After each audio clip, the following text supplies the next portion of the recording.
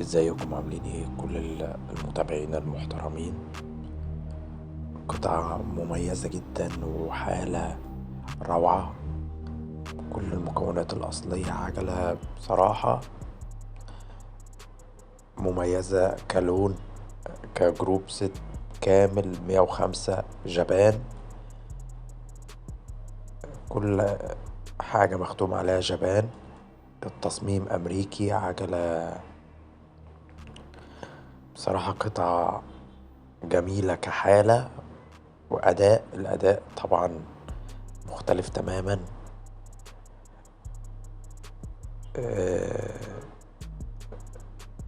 كاوتش بتاعها زيرو معنى الكلمة، فيتوريا الأمامي، الخلفي بونتريجر. مش أي حد هيقدر العجلة ديت. أنا موضح لكم كل حاجة. الفرق بتاعها كربون فايبر. بصراحة ربنا يبارك هيقتني الدراجة دي. وشكرا جدا.